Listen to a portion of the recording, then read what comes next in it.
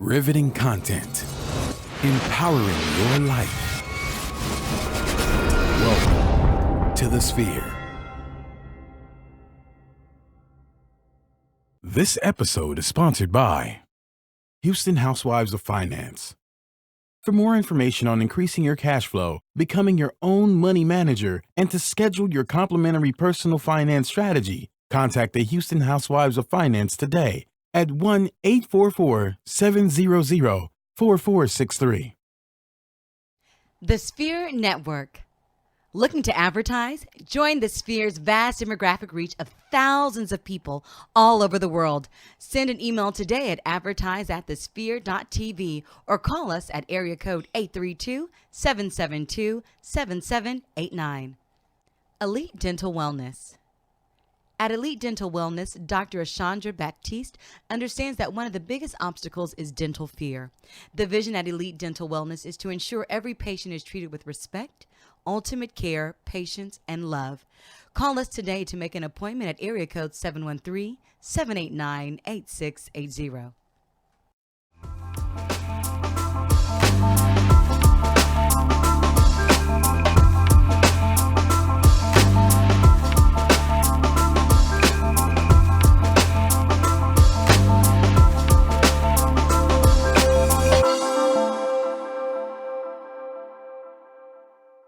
What's up, good people? Welcome back to another episode of Technocrats, where we talk about the ins and outs of technology to empower the digital you. I am your host, Gary Lee, also known as G Hawkins, of course. You can find me anywhere online: Facebook, Instagram, Twitter, Snapchat, some of those old archaic spots at G Hawkins. That's G Hawkins with a Z. And I'm with my main man, Jay, in the plaid shirt today. Jay, what's up, brother? All right, I'm feeling pretty good, bro. I was a little sick under the weather early this week, but I'm here excited to post the iPhone release. Some people got theirs early today, and we're going to get in some things. I'm ready to chop it up, but how was your week? Week's been good, man. The show number 8, I think, on the network this week, and we got a few more. Yes. But the week's been good, man. A lot of growth, a lot of things coming down the pipe. I'm excited. Yeah. I hope the people that are tuned in right now, I hope y'all are excited. Facebook Live, or those that are watching live, those that are going to watch this a little bit later on Facebook, we want to make sure, remember, we got a lot of stuff coming down the pipe, and you don't want to miss a single bit of it. So you need to make sure you're subscribing so you get the full episode, because some things we may not talk about until later. Right. But you want to get all of the gems that we are discussing each and every day here on the Sphere Network. So, go ahead. You know what? Speaking on that, maybe we need to have a show, like a 30-minute show, just to tell all our viewers what you got going on, man. You know what's funny? Because it's a lot. It is a lot. Yeah. I'm considering a new show. Okay. A daily show, as well as I'm considering doing like a special events show that we only put up like special stuff, like when we do maybe like starting to do like live viewings of the Apple releases and stuff like that, where we can talk about stuff as it's happening live and put that into its own little special thing. So I'm considering a lot of things where we could have a little 30-minute spot to just kind of dive deep into some conversations. So I think that'll be dope. It's just, like I said, making the time to do it. Yes. And bro, you know. Yes. Time. Yes. Sure, somebody out there know what I'm talking about. Right. Time, or the lack thereof. That's the most difficult piece of existence, man. When you've got so many dreams that you don't want to. And here's the thing. And not to move off to a tangent, but we were talking about on Startup Masters the other day. You want to die empty. All these dreams, these aspirations, these thoughts you have. You don't want to die holding on to them. You want to die. KG. Yeah. Shout out to Michelle Ngome. Oh, she was on. Wow. I missed on. Michelle. Okay. And she dropped some gems. So that was something that she said, which reminded me of an album that I heard from called Chasing Goosebumps from DJ Jazzy Jeff, who got with Canadian R&B artist Glenn Lewis. And they got with one other person. I can't remember who the other person is. It's a jazz person. But they built this album in a week. And one of the interludes, he talked about dying empty. A week. And his purpose was to say that if you take out all the red tape and the politics, true artists can get together, and it shouldn't take longer than a week to actually create content. And the album is actually pretty good. So it's riding rocking. It's something that we'll talk about on one of our future podcasts called Soul Food. For those that are into the neo soul, R&B, jazz music, we'll be doing reviews and things like that on Soul Food. Definitely got follow that. But die empty, man. You don't want hold on to nothing. Yes. Especially when it comes to technology. No. Unfortunately, they have in our pockets die empty right about now. I know. Especially Apple. So let's talk a little bit about this. You gave us a precursor earlier. iPhone 8, 8 Plus. We talked about it last week. This is now released, is out. I'm sure somebody who's tuned in, you may have one. You may be watching this on one. Watching this, yes, a little early. Right. Some got it early. Yeah. Let's talk about it, Jay. I mean, what initial thoughts, reviews, things people are talking about it now. How do you feel about it so far? Since last week's release. The feedback I've been getting to some of the people on the Pulse is that mixed reviews. Some people are saying they're very ecstatic and excited that Apple finally went with the hardware with the wireless charging. Also, too, they say they like how the power it has under the hood, and they really love how iOS 11 runs on the iPhone 8. But for others, they say really don't see anything that's significant for the hardware feature set than what they saw that Samsung had before. But I think it's a great move for Apple. But when I started reading some of the people giving feedback and started seeing how it's actually operating and got a little bit more details on the iPhone 10, bro, I'm starting to think back what you said before on another early episode. I think that this is going to be the end of the iPhone. I mean, hey, I mean, hey, that's all. That's all I can say. We've seen the blueprints, we've seen the patents, and the imagery. Right. We are moving towards the move away from these devices, at least not them being the primary, right? And hence the reason why the watch is getting smarter and LTE connectivity.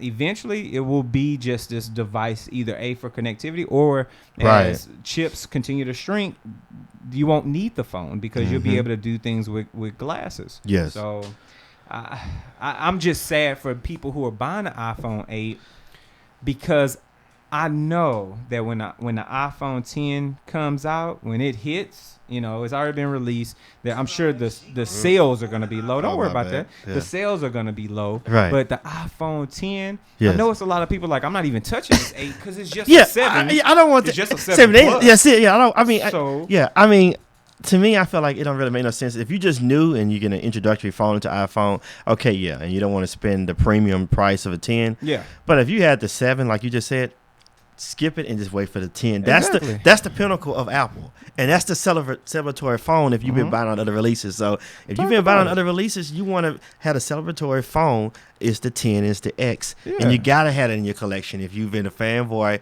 of Apple all these years. But the funny part of this is, right, the iPhone 10 is the iPhone that a lot of people probably wanted 3 or 4 years ago. Yes. Right? Yes, when software buttons got popular in Android and people started moving away from hardware buttons, it's like, well, I still have this big button on an iPhone. And still, obviously, you still have Android devices that do have physical buttons, but now you're seeing those completely disappear. Right. Soft touch, capacitive touch buttons. Shifting gears a little bit, I read the reviews on the Watch Series 3. People not liking it, man. They saying LTE's a bit spotty. And I would say this. If people are gonna make purchases, that's cool, but how do you sell me a device $70-$80 more than the Watch 2?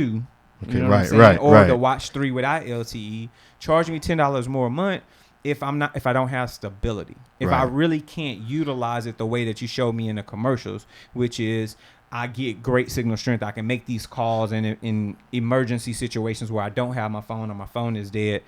And when the connectivity is not strong, that's a problem. Okay, so that's a very good point you just made. You remember back on the iPhone 2 and the iPhone 3, the 3G and 3GS, when they finally went to the 3G network after 2G, that was the big thing people was complaining about, because if you realize they had exclusivity with AT&T, and Apple was working with AT&T to help bring the infrastructure up to support their phone and their handsets. And then when they broadened out the horizon, started going to other carriers, Apple said, okay, well, instead of them waiting for the infrastructure to get in place, Apple said, okay, well, let's just start bringing some things out and let the other people have to catch up with us. Because sadly to say, when you compare the United States infrastructure for cellular technology with those like in Europe, for instance, and especially Finland and South Korea, they supersede us already. Oh yeah. So, and then they say, and they started to become a large percentage of consumers for Apple. And Apple like, well, we're ready to get these handsets out, and U.S. need to catch up. So these things, reports we're getting is mainly from the United States infrastructure, because in Europe with Nokia and Finland and other places in Seoul, Korea with who's that? With Samsung, they don't have those issues with the infrastructure there. So that's why I was saying it's interesting that we having these issues here. And this tech is being made here, and then Apple mainly have to test that stuff overseas, then to be able to test that stuff here, or using it in theoretical labs, things like that. Yeah, but that watch, man, $80 more. I thought that was too steep just to give me an antenna that's microscopic. It's really nothing really hard. Built into the yeah, it's built into the Bluetooth, it's built into the Wi-Fi. The SIM is electronic. Right. So, I mean, and I get it. I like that. To me, it's a prototype of what's to come. It's just not ready, and I think they should have tested it more. Right. They got their stuff together, but these carriers can't support it, and the carriers are already saying they're going to throttle you. Like T-Mobile, I don't know if you heard that announcement about them. Well, I heard they were going to throttle, and I heard the actual owner, the CEO of T-Mobile, did a 180 because he was getting so much flack. He said, "You know what? We're not gonna throttle you. We're gonna keep it at $10 a month, unlimited for your watch." Oh, they're gonna keep it unlimited. Yeah, okay, unlimited for the watch, Okay. $10 a month, no throttle is what he said. Okay. We'll see what happens. Okay. But that's just one piece of it. Flipping gears real quick as we wrap up all these products is the Apple TV. My Apple TV should be here tomorrow, 4K. There you go. Right? So I was happy to I was like, I need to get one of these. However, the biggest 4K distributor, which is YouTube, is not going to be able to play in 4K on Apple TV. What? Exactly. So it's like, come on, B. How you going to give me a device that allows for 4K usage? You're going to continue to push this as the end-all, be-all. Don't use the apps on your TV and things like that. Right. Use our device. Don't use a Google Chromecast Ultra, which is 4K. Use our device. Yet and still you put us in a situation where I can't even get YouTube in 4K HDR. Okay. Come on. I'm stuck on 1080p until Apple fixes whatever the issue is to make sure we can display YouTube in 4K. Okay. Do you start to notice a trend now that Apple is doing something they said they never would do? But before I get into that point, let me mention something from our sponsors. The sponsor can help you get your money right so you can buy all these devices. This portion of the show is sponsored by Houston Housewives of Finance. Did you know that only 4 states in the United States offer financial education? 33% or more than 77 million Americans don't pay their bills on time. 39% of Americans carry credit card debt from month to month, and 39% of adults say they don't have enough savings. Don't become one of these statistics. Let Houston Housewives of Finance advise you on increasing your cash flow and becoming your own money manager by scheduling your complimentary personal financial strategy. Contact Houston Housewives of Finance today at 1-844-700-4463 or email us at info@houstonhousewivesoffinance.com. Ask us how you can participate in the complimentary financial literacy workshops near you. Houston Housewives of Finance are the new faces of the new age of financial services. There it is. So contact them to get your money right. Yeah. Get your money right. So I wanted to give a shout out to Priscilla. Hope you're still watching, Priscilla. And I see you on the Samsung Galaxy all the way, but I'm going to raise you the Google Pixel 2. So I'm just letting you know where I stand. I see you on the Galaxy. I've never owned one and will never own one. But that Google Pixel 2 is OnePlus 5, though. See, I'm trying to school you. Just stay tuned in with us. Stay with us, Priscilla. And make sure you hit that share button, love. Make sure you hit that share button. Thank you so much, babe. So let's move into some of the things we want to talk about today.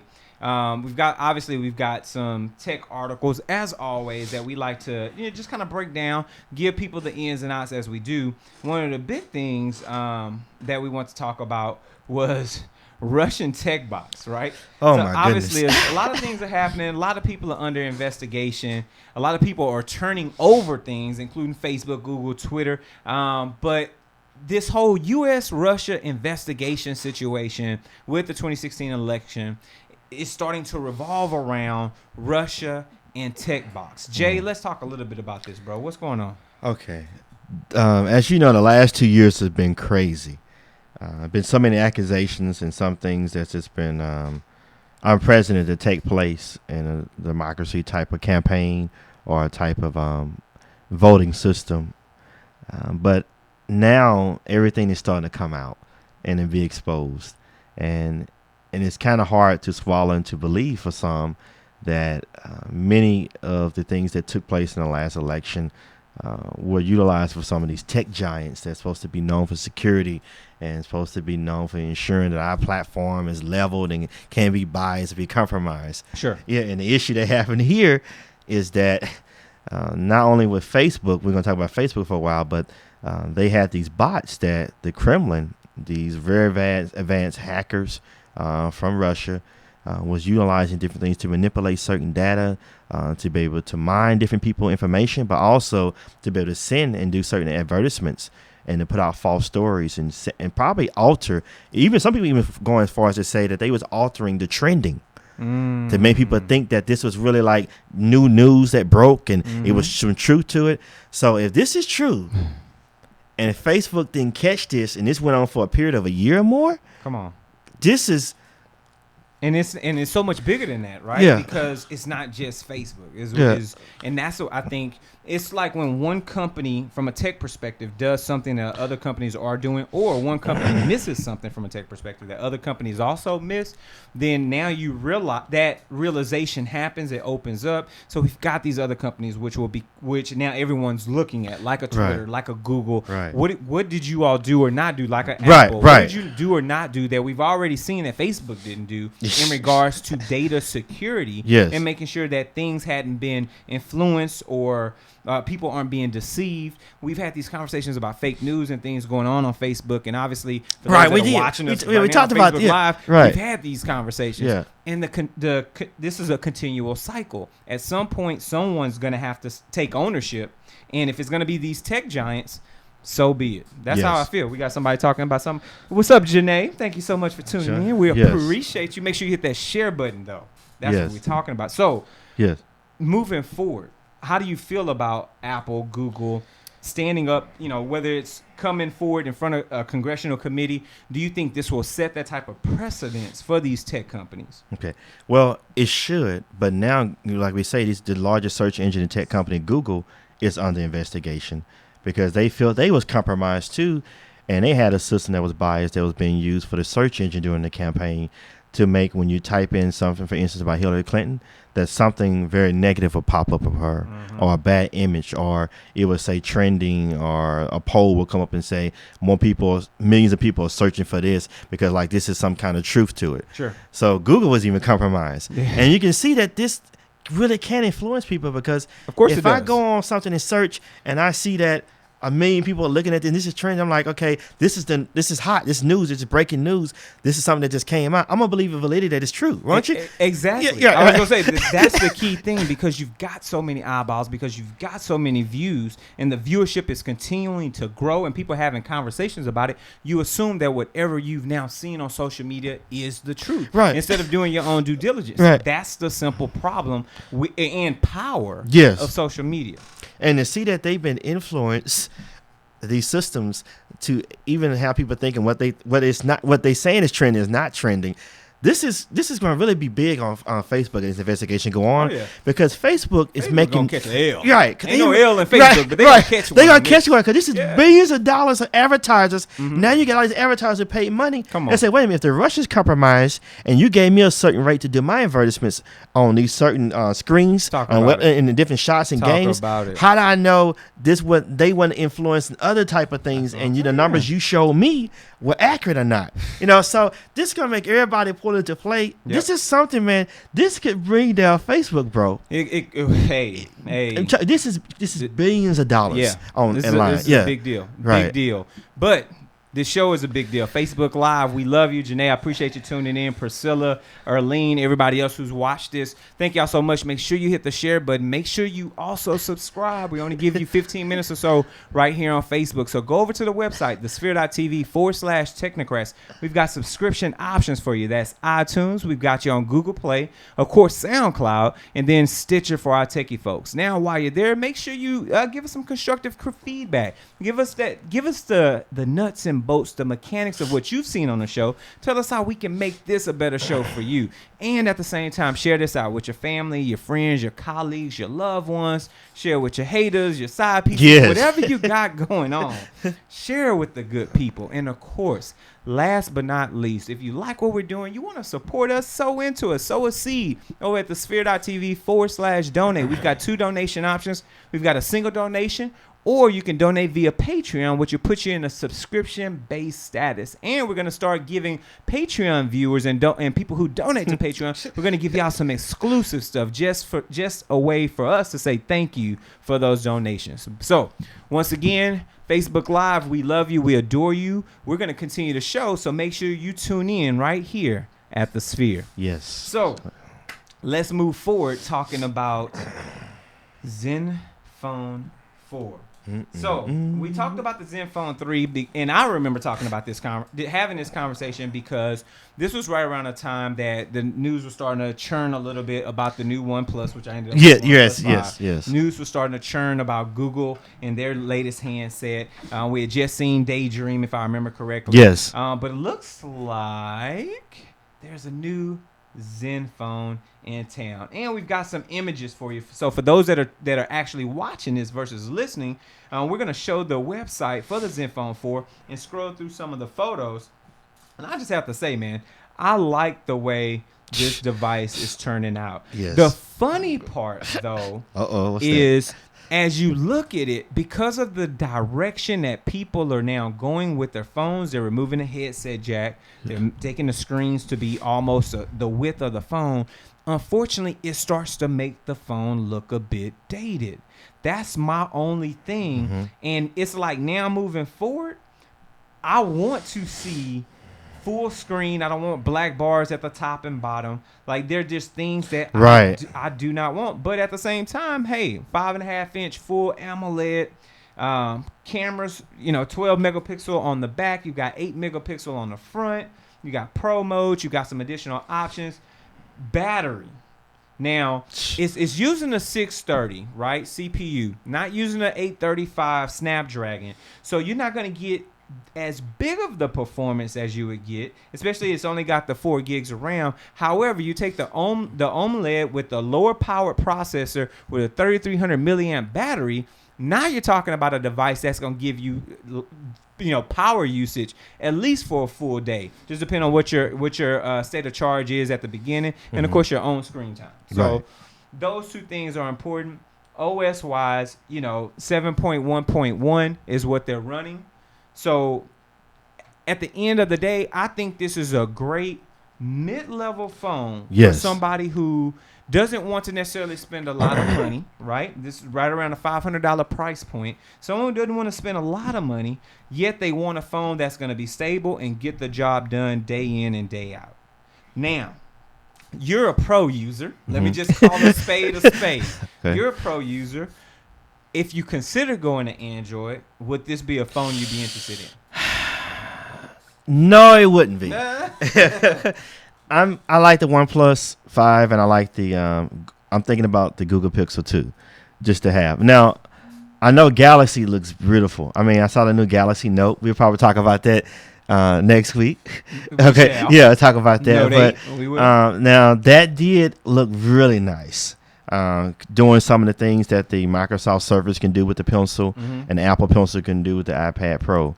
I mean, I did like what they put on there. That was really nice, but added to it. So, but for us, it's not quite. But I think it's a great phone in the sense that for those people who want to buy something they can afford without doing a 2-year plan, and they can just pay it off and they own the phone for 2 or 3 years, that'd be great. The only thing I'm kind of that would be hesitant for me I would say get this phone, you want to buy something and have your life cycle, is the fact that you can I don't know how long Android would support it.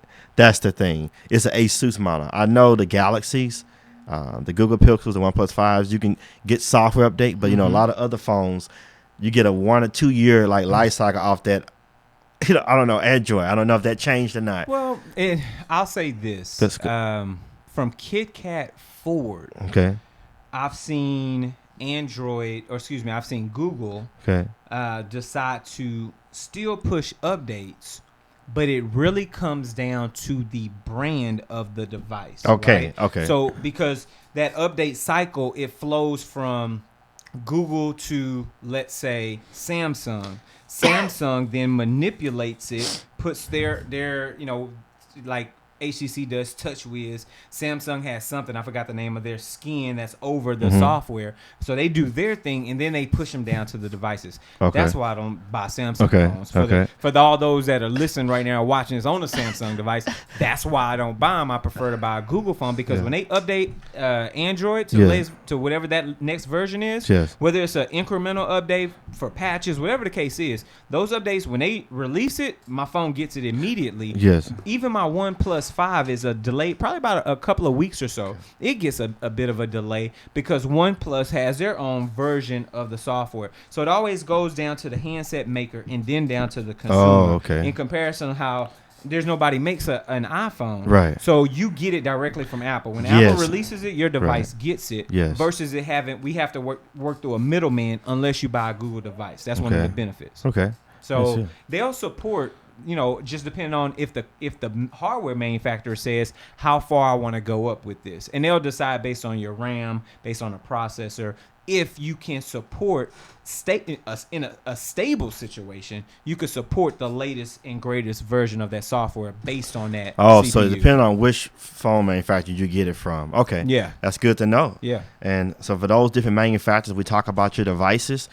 This portion of the show is sponsored by the Sphere. There it is. Are you starting your business and looking for a place to advertise? Do you have a need to reach out to thousands of people across the world to build your brand or sell your product? If so, get your product placement and advertising needs handled right here at the Sphere. We offer a wide variety of content delivery platforms, including iTunes, Google Play, SoundCloud, YouTube, and Stitcher. Plus, we have a vast demographic reach within the United States, as well as modern countries across the globe. Our enriched content and inspiring dialogue, coupled with your strategic ad, is surely to hit the mark every time. Call us today at area code 832-772-7789 or send an email over to advertise@thesphere.tv. There it is. So, moving forward, because that's about it for. So everybody knows my verdict. Yeah. Right? I'm not buying this Zenfone. Yeah. I would buy this for like my little sister or something, or if Yeah. she needed a phone. Right. Like that's as far as I would go with Yes. it because there's no need to go backwards. Right. It's not a dated driver phone when, for you. Yeah. When you got an 835 Snapdragon, when you're rolling with 6 gigs of RAM, Yes. 128 gig, internal memory. Yes. In a point. Yes, right. There's no point. Like I need something that's 8 gigs. Right. I need the fastest Snapdragon. That's what I need. That's just what I need. So, moving forward, let's move into our digital trends. And I'm going to get the bumpers made. Let me just put a point in this. I'm going to get us some bumpers made as we move That would be from nice. Okay. news, digital trends into our mobility weekly, stuff like that, because I want people to feel that segment shift. Oh, okay. There I got to you make go. sure people feel that. There you go. So, moving into our digital trends, let's talk a little bit about something that obviously we've been on for a very long time because it is a digital trend, something that has been happening in our society that's continuing to move forward. One of the big things we've talked about a lot in the past is Microsoft. Microsoft developed something called the Hololens, which basically creates this augmented reality space in front of you so that you can compute in your natural environment, so to speak. That's the layman's way of putting this. And guess what? Now we've got an auto manufacturer that's decided to utilize HoloLens so they could possibly design the cars of the future. Let's take a look at this here from Ford. They've decided to partner with Microsoft to utilize their HoloLens. And we're actually going to show the video for you in full screen for those that are watching right now so you can kind of get an idea of what this looks like. And basically, imagine your tech folks or your designers getting together and making decisions of a vehicle, being able to manipulate the creation of a vehicle all in real time to them. That way now their dreams, things that they want to design or bring to life, they can actually see that rendered version of it without having to go through the standard process of carving and building out the clay replicas of vehicles. Jay, I'm really feeling this, and I think that this is a use case that we're gonna see moving forward for a lot of manufacturers in that business and enterprise space, as well as at some point, once like we talked about the Google Glass now being used in business. Yes. At some point, these things will continue to trickle down to the average day user. What's your thoughts? This has changed the game. This has changed the game for research and development, meeting safety measures, and let me tell you why. It's going to save companies and organizations in their research so much money. Think about it. You know, you made a good point there.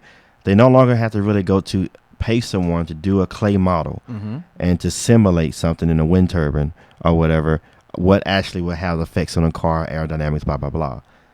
They can just go walk up to a car that's existing, put the augmented reality HoloLens glasses on, and they can make that change with their hands and fingers and interact with that vehicle, that physical object, interact with it and make the change and know in real time. And then the physics engine that's running in there, it gives the metrics to tell you with the algorithm what exactly would be the output or be the change, the effect.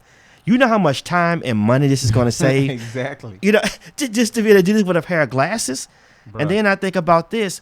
This is going to help new designs come out faster. I think it's going to get to the point to where they're not going to have to do such a real long time of testing. But I think about, too, what's going to help on the safety aspect is that if something do get by Q&A and get to the market, they can put this on and have another person examine it, and they can make a correction faster now. You know, so like, I mean, just you can really get into the car and the nuances of everything there and be able to get the experience virtually, in a sense, as if you're in the vehicle. And that's something you couldn't do before. You had to actually build it physically, put all the things together. But now with these simulation models and physics and 3D and all this stuff now and VR, you can actually get into a virtual situation of a car model and act like you're driving it, performing in it, and know before you even build it what the experience is going to be like. That's dope. You know, this saves so much time, money, and it improves on safety, and it helps you be able to have something new and fresh easier. And I mean, this is a huge investment, and this is game changing for the automotive industry. I agree. And here's the beauty.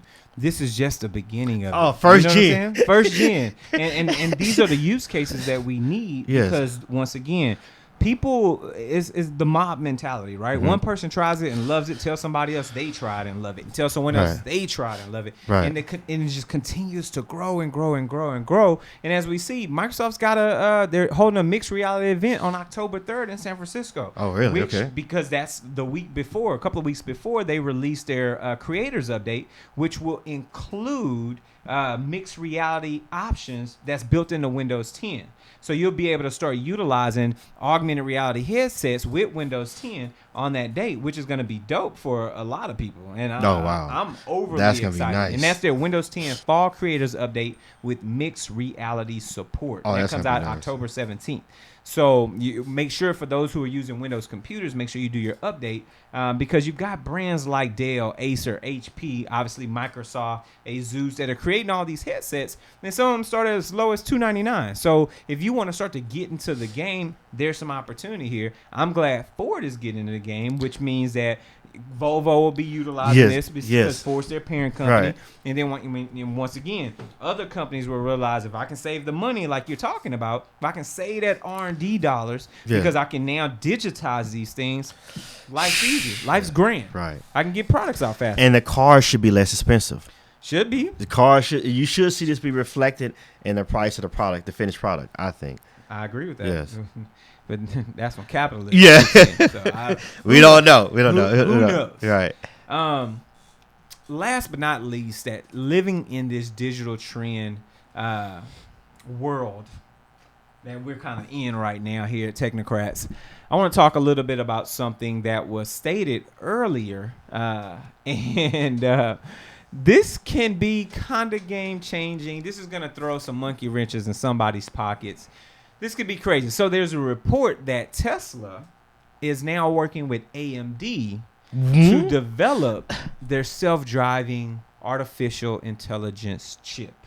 Now, for those that are aware, currently Tesla works with NVIDIA as their chip maker of choice when it comes to all of their autopilot functionality, all of their artificial intelligence needs, so that they can continue to churn out these level 5 vehicles. Now, level 5 means that there's no human interaction required. So, for those that are tuned in right now, let me drop this gem.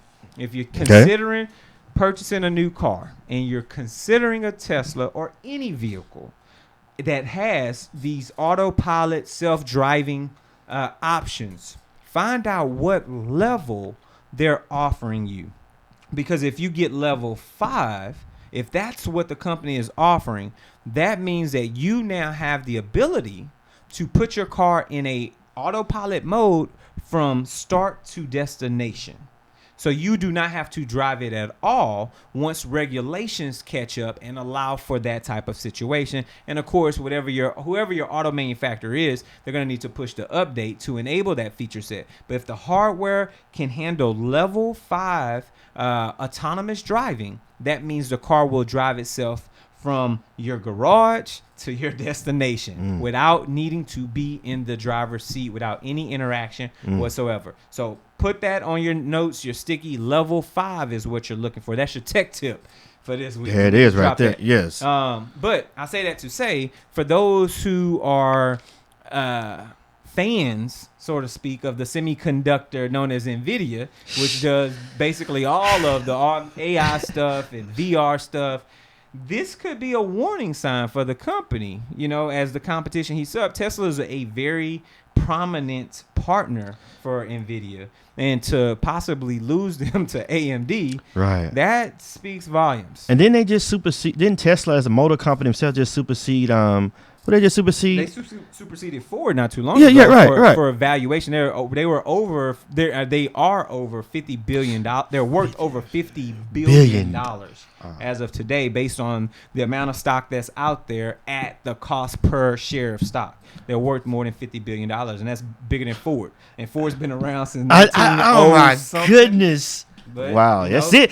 We see where things are headed. Right. So that means that it speaks volumes if they make the decision to go to build something with AMD, or even to build in-house. There's nothing confirmed yet from Tesla. Tesla hadn't said that this is the case, but the conversation deserves to be had, because those people who do own stock in NVIDIA, or those people who are coding things based on the NVIDIA chipset, if things change, I mean, we may see other changes that come down the pipe. Right. And what does that mean for Tesla vehicles? Because you've got thousands of them, tens of thousands out right now with these NVIDIA chipsets. Now they've got to handle two sets of software, those with the NVIDIA chips, those with the AMD chips, or whoever they go with. Right. I mean, that's a lot. It is. And, I was thinking about it. We talked about actually a few weeks ago how Intel was made their announcement to be able to get into the autonomous vehicle with their chipsets. But to know that the largest distributor and the leading for automation, autonomous vehicles and electrical vehicles, Tesla, is partnering with AMD. Man, this is really something right now, man. It is to see what's going on right now, and see what these other people are going to be able to do to stay competitive. As I go over to my stock app to look at AMD's share price, because surely things changed when this news came out. As a matter of fact, it looks like they jumped almost 10% today. Yes, so, okay. I mean, I'm just saying that things change when people start having these kind of conversations. Not today, but looks like they jumped that the other day. But I'm excited, because as we talk about competition in these bigger markets, it's always good to see people start to compete, because what that means for the end user is, like you said earlier, prices go down, new technology comes out, people compete at that level. Normally the price comes down for the individuals, and we're able to reap the benefits of that as things become normalized, because people are accepting these and adopting these standards. Yes. But two, I think that maybe other companies, depending on the price point, can say, hey, maybe I can add autonomous features to my car that I wasn't considering for another X amount of years because I didn't like NVIDIA's price point. Maybe I can hire people to build my own stuff in-house, because I see that the leader of autonomous vehicle Tesla is making decisions and changes. And if they can hire people that can possibly do their own chipsets, maybe I can do the same and take my vehicle, maybe it's a Nissan, maybe I can go autonomous there. So now everybody starts to make changes, and for the end user, it's a win-win. Okay, you touched on so many different things. I did. I know we can't get everything for time, but right. I think about Apple having Samsung used to make their chipsets. Then they started making their own chipsets for their phones, okay, and their mobile devices, and they are wonderful. They hire some very good hardware engineers. Okay, then we think about Tesla. They have enough money really to acquire AMD. Of course. Okay, do you foresee or think that, because we talked about this before with Tesla, okay, with the batteries and maybe doing GE coming on board too for the vehicles. Do you think that Tesla will ever do this? Tesla will say, okay, we acquire AMD and we make like a baseline chipset for low-end vehicles to use if they want to bring the autonomous vehicles to the market. And then we make like a baseline battery to give people that you can get. A Raspberry Pi, something like that. We can give you that, but you're not going to have our tier, but it's a tier to be like lower between us to compete or build kits off of or something like that. Do you think Tesla would do that? Because I think they're going to get so dominant, bro. They already so far ahead of the game. Yeah, it's gonna be like Microsoft being out all those years and everybody else trying to come out with operating system. Yeah, they didn't do all the research. They like Google, or like AT&T, Southwest and Bell. They were so ahead of the game that they had to sell people the infrastructure because nobody else can get in. So I'll say this.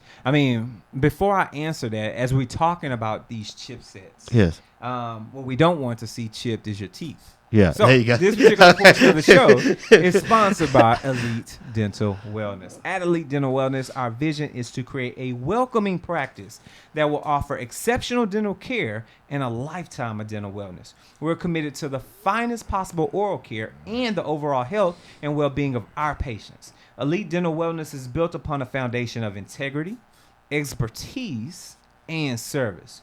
Through our commitment to modern dentistry, continuing education, and friendly atmosphere, we strive to make our patients feel that they are part of our family. Dentistry can be scary, daunting, and uncomfortable. Dr. Batiste and her team work tirelessly to ensure your comfort. Make your appointment today with Dr. Chandra Batiste at Elite Dental Wellness at 713-789-8680. And if you mention the Sphere, you get 10% off. There you go.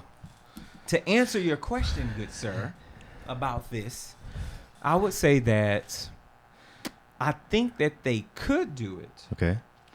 I doubt that they would, only because of the support nightmare that it could cause. Okay. Being able to deploy these kits to other manufacturers and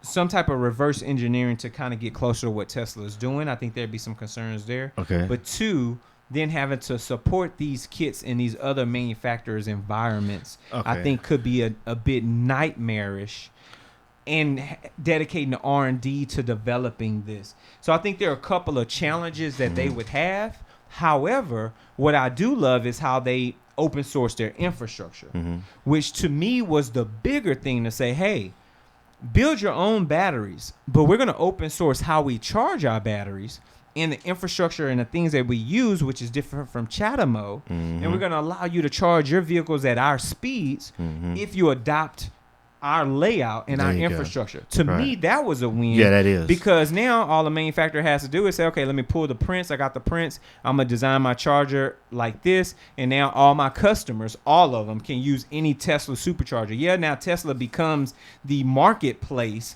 for charging, and they're gonna make a buck off of every car that charges. Right. But now I can sell my cars easily because I don't have to worry about the infrastructure. It's already in place. Yeah, that to me was their smartest move ever. All right. So I see what you're saying. If it was like more mechanical, like a motor or something, because I remember different car manufacturers say, well, we'll build it Ford or Mazda motor we had it in this particular vehicle, but with electronic devices and chips, that could be a nightmare. Trying to support that. Yeah, it would. And then too, how to really cap off the or limit what the technology can do to give someone not to give away too much of your trade secrets that's keeping you up. Right. You know, worry about the people right. reverse engineering. Right. They're already doing it. You probably go into an Audi somewhere and this Tesla's torn apart. Completely. Right. You know, because they want to figure out what have these guys done to make this happen. And then people just replicate. That's it. You're right. Buy it, tear it apart, reverse engineer. That's what happens. Yes. But man, this has been a fun field show, good sir. We talked about a lot today, man. Yes, we have. I really enjoyed this episode. Yeah, this has been dope. And remember, good folks, check out Empower Magazine, empower.com. Jay does a heck of a job writing a review of the shows. We get that content out each and every week so you can actually get some more detailed information from Jay's perspective on the episodes that we talk about. And of course you can watch these episodes over at Empower as well, because they do have the embed code so you can read and watch at the same time. Jay, where can the good people reach you at, sir? Y'all continue to hit me up on Twitter, Instagram at AstroTesla80. Email me at jdavis@astrotesla.com. There it is. And of course you can reach me anywhere online: Facebook, Instagram, Twitter, Snapchat. I'm rocking my flux capacitor today because I'm about to head to the future. G Hawkins, that's G Hawkins with a Z. Remember that. It's another great episode of Technocrats. We will see you all next time. Take care.